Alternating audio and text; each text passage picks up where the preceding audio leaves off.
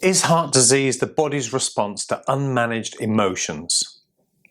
Is it that people have heart attacks when their electrical relationship with life has been severed by pushing away themselves, other people, and life itself?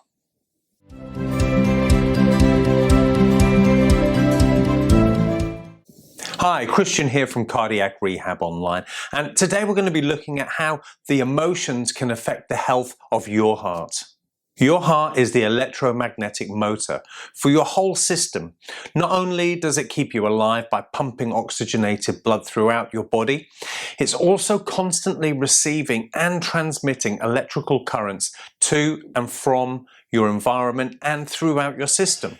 The electromagnetic field of the heart is the most powerful field produced by the body, and it extends out several feet in each direction.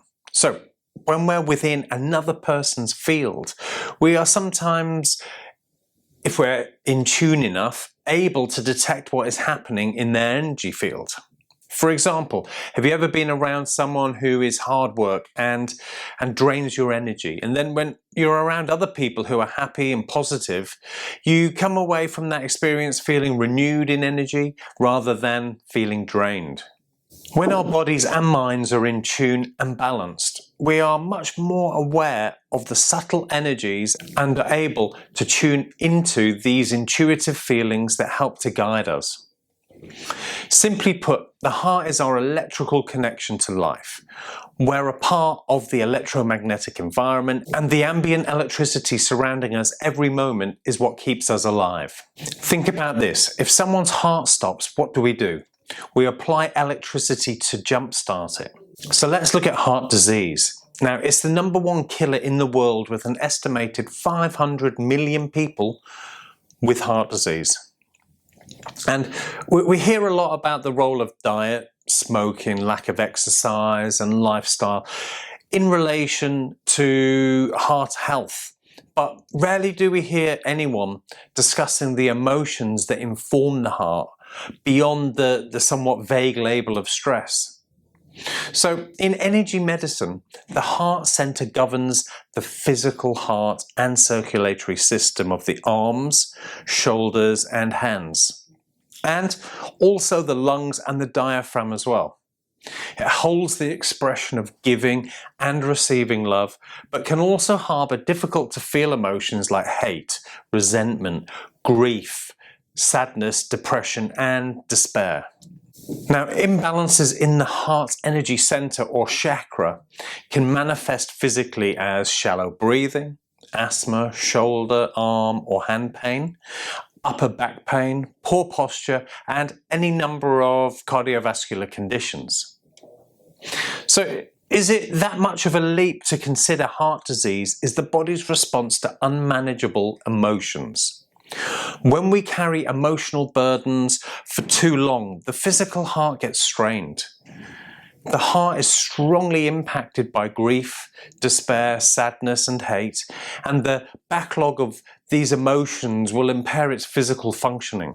When we harden our gentle hearts to keep holding challenging emotions, we have an effect on that flow of life and electricity that's pumping the heart at every moment of every day. Is it that people have heart attacks when their electrical relationship with life has been severed by pushing away themselves or other people and life itself? The left and right shoulders, in line with the heart, process information and emotions related to unhealthy or imbalanced expressions of love, as well as the lack or loss of love. The left side of the heart holds unprocessed sadness, depression, and grief, generational and ancestral channels. If a person suffers from depression, there will be a lot of stuck energy here. And on the right side of the heart, imbalances related to over-accommodating and over-caretaking. Essentially putting others' needs before your own, saying yes when we mean no, and the feelings of resentment that come with that. Directly over the physical heart is where we encounter the emotion of hate. Hate can often be expressed by projecting it onto others. So, creating a balanced and mature emotional system in life is challenging and something that is rarely taught in schools, by parents, or any institutions. But I feel that this would be of great benefit to everybody on this planet and to the planet itself if we were a little more emotionally mature and balanced.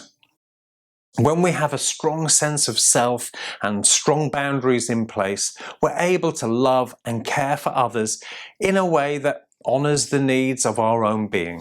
When the heart centre is open and coherent or balanced, we are able to easily and spontaneously feel love toward ourselves, other people, and all life. We take care of ourselves, we celebrate and be inquisitive about the differences in others, and show respect for Mother Nature and the planet. However, when our heart centre is shut down and we lack coherence, it shows up as the opposite. We've got poor health, poor lifestyle choices, often leading to disease states, and a focus on the negative emphasis on the differences in others. For example, division due to race or religion, creating separation, a state of us and them, rather than inclusion. We are all well aware that nature is also feeling the effects of this lack of connectedness.